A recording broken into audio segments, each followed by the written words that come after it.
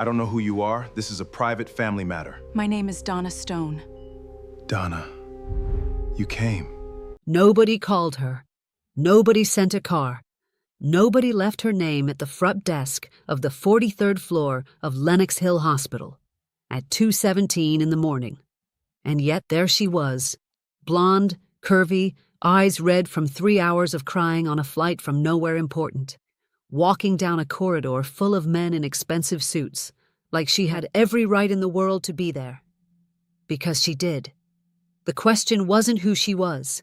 The question was how she knew. And that question was about to crack open 19 years of carefully buried truth in the middle of the night, in front of people who were absolutely not prepared for the answer. Because the man dying in that room had told no one. Not his son, not his daughter, not the underboss who had been at his side for 23 years. He had carried this secret the way powerful men carry the things they love most, close to the chest, hidden from every threat, protected by silence. And tonight, silence was finally over. Victor Stone moved to the doorway the moment she stepped off the elevator. He was 33 years old, his father's heir, and he had spent his entire life learning to read rooms. This one read like a problem. She did not slow down. She did not look at the security posted near the window or the attorney sitting quietly in the corner chair with a briefcase already open on his knees. She walked toward that hospital room like she had been walking toward it for 19 years. Victor blocked the door. "I don't know who you are," he said, voice low and controlled, "but this is a private family matter. You need to leave." She stopped. She reached into her quilted handbag. She set a single folded document on the corridor table without a word, then looked him directly in the eye. "My name is Donna Stone," she said, "and that is my husband in that room." Victor looked down at the document. Marriage certificate, State of New York, March 9th, 2006. From inside the room, barely above a whisper, came a voice that had commanded boardrooms and silenced dangerous men without raising itself in 30 years. "Donna, you came." Nobody in that hallway moved. Nobody breathed. Because nobody, not Victor, not Elena, not Ray DeLuca, who had given half his life to this organization, had ever heard Marcus Stone say that name. Stay with me, because what happened in the next 4 hours changed everything. And the story of how a curvy single mom from Queens became the only secret a mafia boss ever died protecting is one none of them saw coming. To understand why that name paralyzed an entire room full of dangerous, calculated people, you have to go back.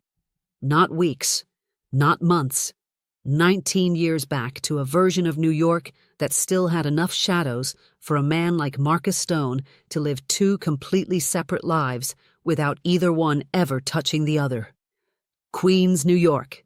Summer, 2005.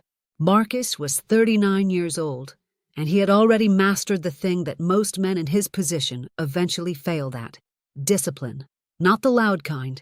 Not the kind that announces itself in the way a man carries a weapon or raises his voice. The quiet kind. The kind that decides every single morning before the city wakes up exactly how much of yourself the world is permitted to see. The world saw Stone Development Group, a real estate firm on Park Avenue South with 12 employees, a clean website, and a waiting list of city officials who wanted lunch with the man whose projects always came in on time, under budget, and without complications. Marcus wore charcoal suits. He read the financial section before 6 in the morning. His handshake was worth more than most people's signed contracts, and everyone in his professional circle understood that without needing to be told. What they did not see was the organization he had inherited from his uncle Carmine in 1998, when Carmine's heart gave out at a dinner in Little Italy that Marcus had been too careful to attend. It was not large by New York standards. No territory wars, no movie glamour.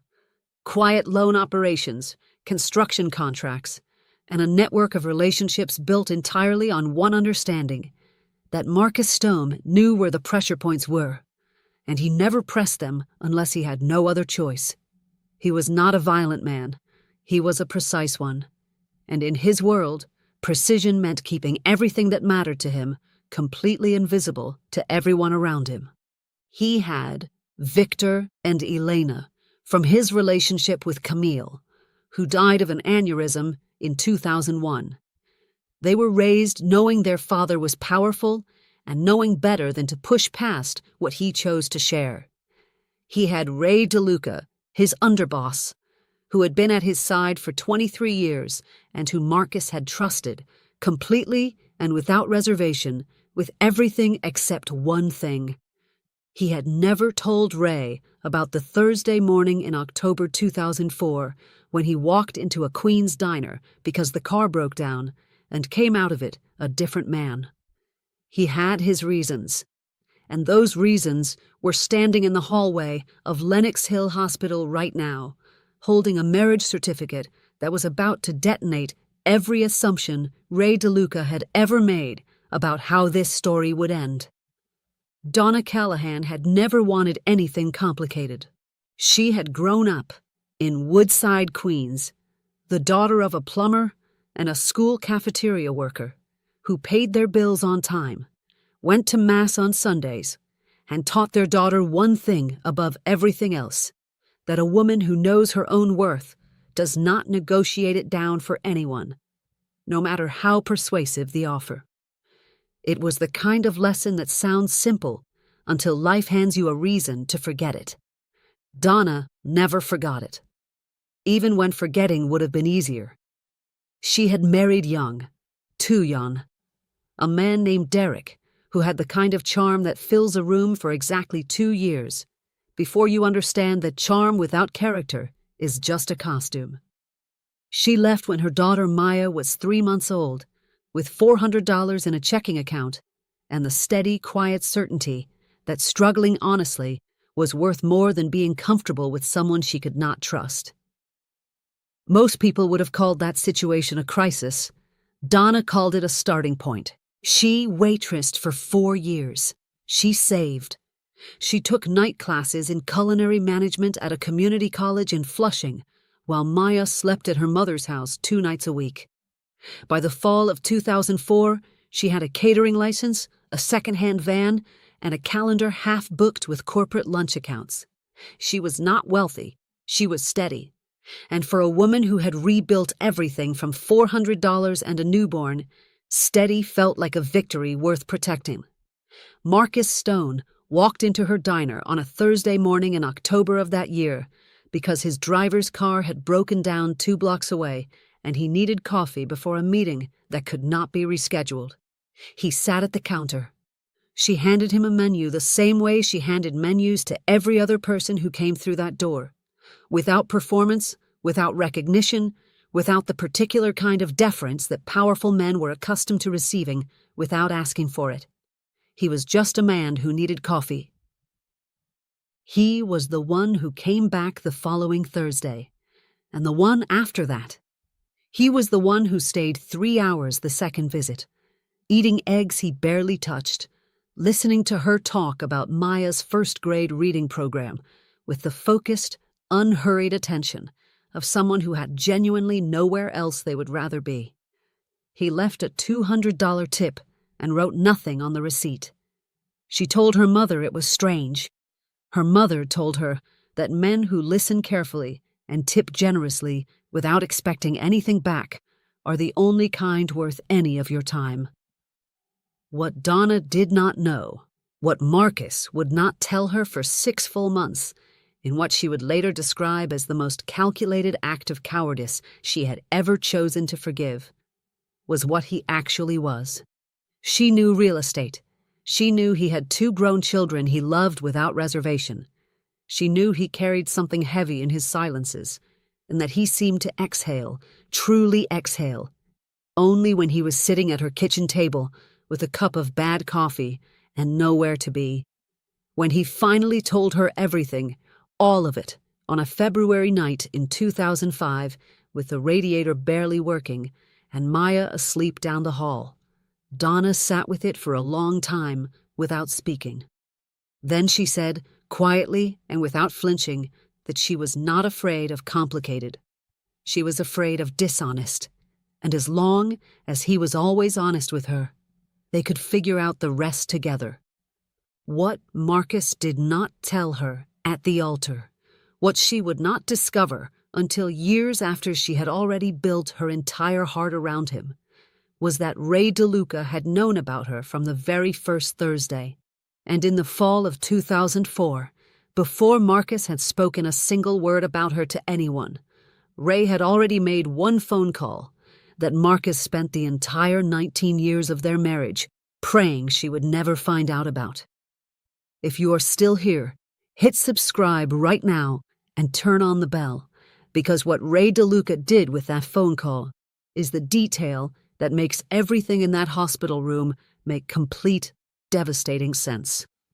And we are just getting started. 19 years is a long time to be someone's secret. Long enough to stop feeling temporary. Long enough to build a life inside the silence and call it home. Donna understood the terms from the beginning. She was not naive, and she had not walked into this marriage pretending the complications did not exist. She knew what Marcus was. She had sat at her kitchen table on that February night in 2005 and listened to every word without looking away. And she made her choice with her eyes completely open. The wall between his world and their life was not something imposed on her. It was something she accepted because Marcus's safety, and therefore Maya's safety, and her own, depended on it holding firm. So she honored it. She never called his office. She never appeared at events. She raised Maya in a modest house in Forest Hills under her maiden name, Callahan, and introduced Marcus to neighbors and teachers as a family friend who knew chess, and stayed for dinner on Thursday evenings. Maya called him Marco. He had asked her to, gently, on the very first night he taught her to play, when she was 7 years old, and trusted him with the easy instinct that children reserve for people who are genuinely safe with them. It was the name that lived in the space between his world and theirs. Donna ran her catering business and grew it steadily. By 2012, she had 4 employees and a commercial kitchen in Astoria, built entirely on her own talent, without a single connection from Marcus's world touching it. He kept every photograph she ever sent him of every event she catered, weddings, retirement parties, corporate galas, in a locked drawer in his Park Avenue office that no one else in 20 years had ever opened. Those were the good years. The hard ones began in 2015 when Victor Stone turned 25 and started pushing to be read into the full scope of his father's operations.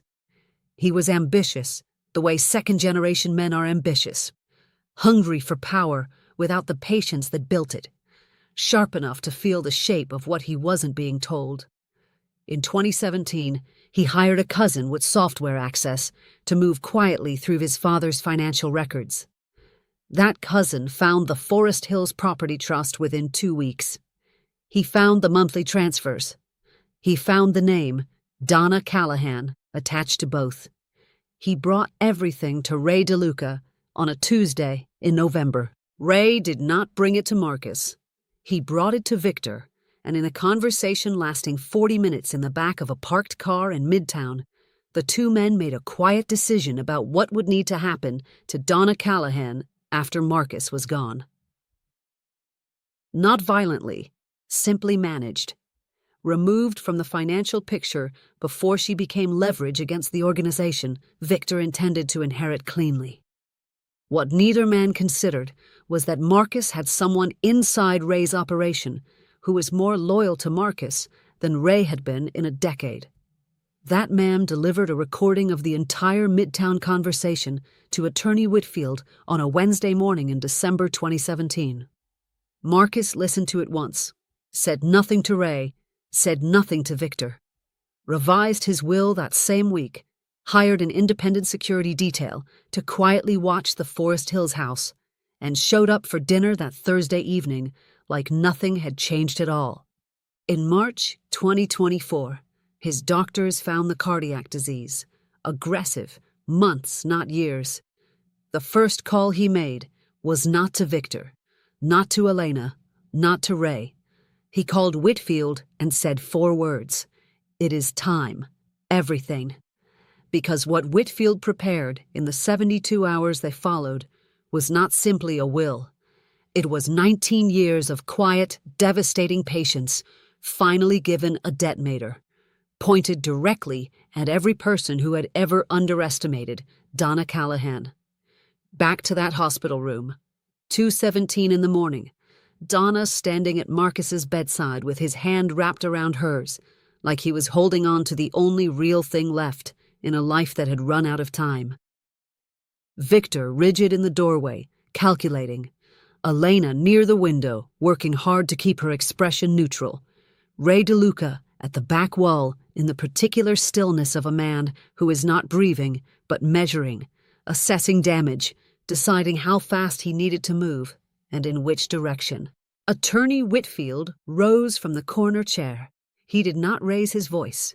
He set 3 documents on the rolling hospital table with the calm of someone who had been waiting a long time for this moment and had prepared for every possible response to it. He addressed the room the way a man addresses a room when the verdict is already written, and he is simply reading it aloud. The first document was the marriage certificate. 19 years, legally uncontested, valid in the state of New York, without interruption from March 9th, 2006 to the present moment. The second document was Marcus's revised will, executed 8 months earlier, witnessed, notarized, and structured by 3 separate legal firms to withstand every challenge that money and desperation could assemble. Donna Callahan Stone received full ownership of the Forest Hills property, a trust of $4.2 million, and primary legal authority over all personal property disputes for 2 years following the date of death. The third document was addressed to Victor Stone by name. A transcript, 40 pages, verbatim record of a conversation between Victor and Ray DeLuca. Backseat of a car, Midtown Manhattan, November 14th, 2017. Every word, every decision, every quiet plan to remove Donna from the financial picture after Marcus was gone. Attached was the original audio recording, authenticated, time-stamped, and already in the possession of 2 parties whose names Whitfield did not need to say out loud for everyone in the room to understand their significance. Victor's face went the color of old concrete. Ray's hand moved slightly toward his jacket pocket, then stopped. Whitfield looked back at him with the unbothered patience of a man who had anticipated exactly that movement and made exactly the right phone calls to make it irrelevant. Marcus turned slowly and looked at his son. No anger, only the deep-settled exhaustion of a man who had outlasted everyone's patience, including his own. "I knew in December 2017, Marcus said. I let you believe otherwise because keeping them safe required you to feel untouchable. You were never untouchable, Victor. You were managed." Victor left without speaking. Elena stayed. She sat down slowly in the chair, closest to Donna, and looked at her, really looked, for the first time, and said quietly, "He talked about someone, never by name, but on Thursday evenings, he was different, lighter. I used to wonder what that was." Donna nodded once. "He told me you would be the one who understood eventually. He said you were the one who actually saw him. Stay right here. Because when Maya walked through that hospital door 20 minutes later and said the one word that broke every person left in that room, that is the moment this entire story was always building toward. Do not go anywhere." Maya Callahan arrived at 2:49 in the morning. She had driven herself from Forest Hills the moment her mother called, still wearing the hoodie from chess practice, carrying nothing but her phone and the particular kind of quiet steadiness that does not come from never experiencing pain, but from learning early and without a choice how to carry it without letting it change your direction. She was 17 years old. She had never been inside a building like this one. She walked through the lobby like she had. She passed Victor Stone in the corridor without knowing who he was. She passed Ray DeLuca without looking at him. She walked through the door of Marcus's room and went directly to his left side, the side Donna was not holding, and took his hand the way you take the hand of someone who taught you that the most important move in any game is the one you make when everyone else thinks you are out of options. "Marco," she said. That was all. Just that one word. Just his name in her voice. Marcus Stone, who had not cried in front of another human being since his mother's funeral in 1993, closed his eyes. Tears ran down the side of his face, and he did not wipe them. He did not try to compose himself or recover or perform any version of strength for the room. He simply held her hand and breathed, and the heart monitor steadied. And for the first time since Donna had walked off that elevator, the room felt less like a detonation site and more like something approaching peace. Elena watched from across the room without speaking. She had been told in the corridor by Whitfield that Maya existed. She had processed it quickly, the way sharp people process information that rewrites everything they thought they understood, absorbing it fully while showing only a fraction of the impact. But watching Marcus hold that girl's hand, watching the way his shoulders released, watching a man who had spent 58 years being impenetrable become in one moment completely and utterly still, Elena understood something her father had never once been able to explain to her directly. He had not hidden them because he was ashamed. He had hidden them because they were the only thing he had ever loved without condition. And in his world, love without condition was the most dangerous vulnerability that existed. He had kept them safe the only way he knew, by making them invisible to every person who wanted to use them against him. And what Victor did in the parking garage at 3:15 that morning, what he said to Ray DeLuca before he got in his car and drove away, is the detail that federal prosecutors would reference in open court 18 months later. Marcus Stone died at 6:04 in the morning, on a Thursday. The skyline outside his window had just begun to lighten, that particular shade of early gray that belongs only to New York in the hours before the city remembers it is alive. Donna was holding his right hand. Maya was holding his left. Elena sat in the chair between the window and the bed, not speaking, not leaving, present in the way that people are present when they understand that bearing witness is the only thing left they can offer. The will was contested by Victor within 72 hours. It held. The recording made contesting it something far more expensive than money. Ray DeLuca's cooperation with a federal investigation that had been building quietly for 11 months became public 6 weeks after the funeral. The parking garage conversation entered the record. Victor's attorneys negotiated for 14 months before accepting terms that left him with considerably less than he had spent his entire life believing was already his. None of that is the real story. The real story is Donna Callahan standing at a Forest Hills kitchen counter on a Sunday morning in the spring of 2026, teaching Maya to make the same eggs she had served in that Queen's diner the morning a man in a charcoal suit walked in and refused to be just another customer. Maya asked her once, near the very end, whether she regretted any of it. Donna was quiet for a moment. Then she said, "I regret that the world made him feel like he had to hide the best thing he ever did, but I don't regret a single Thursday." Some love never gets to live in the light. It lives in locked drawers and Thursday evenings, and a 17-year-old girl who calls her father Marco and wins chess tournaments and carries, without knowing it, the straightest spine in any room she walks into. That was his legacy.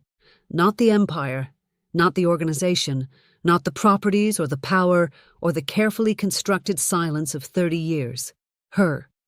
If this story moved you even once, subscribe right now and hit that bell, because the next story we are telling is one that will make this one feel like the warm-up. You do not want to miss it.